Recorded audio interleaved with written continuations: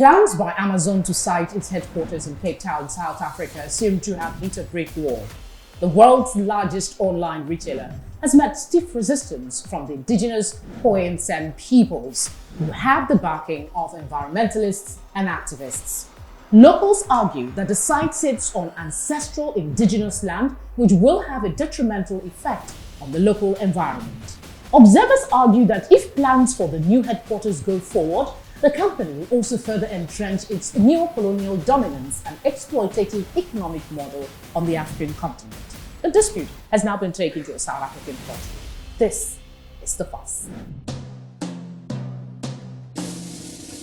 In April 2021, US retail giant Amazon announced that it would be opening its first African office in South Africa with a real estate investment of over 4 billion rand, that's about $280 million. The headquarters would reside on 17.3 acres of land on the outskirts of Cape Town.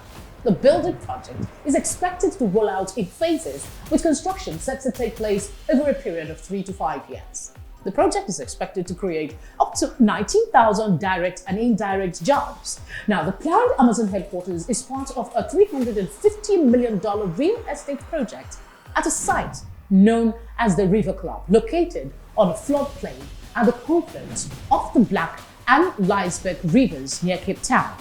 Despite the lucrative promises of jobs and revenue for government, locals have kicked against the move, saying that Amazon's expansion will not benefit the average South African and will bring more labor exploitation, as well as likely enable more surveillance-based policing of poor and marginalized communities. Representatives of the Khoisan say the area is a historic site of the indigenous people's struggle against colonial powers. In the early 16th century, invading Portuguese forces were beaten back by the Khoisan communities in the area.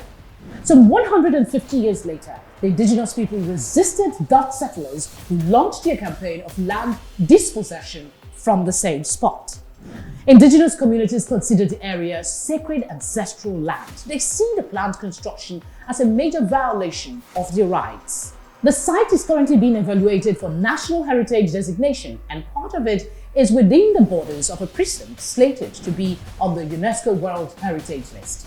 Environmentalists also oppose the project, warning that it would severely damage the local environment.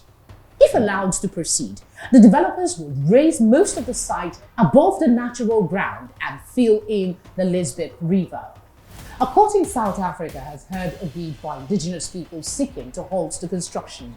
The representative of the developers said that Amazon would drop the project if the delay was granted. Can there be a compromise? Give us your take on the ways that online giant and South Africa can possibly work things out. Use the hashtag #MCTheFuss. You can also point us in the direction of an issue or story that you think The Fuss should take on. I am Felicity Ezewuike. Thank you very much for watching.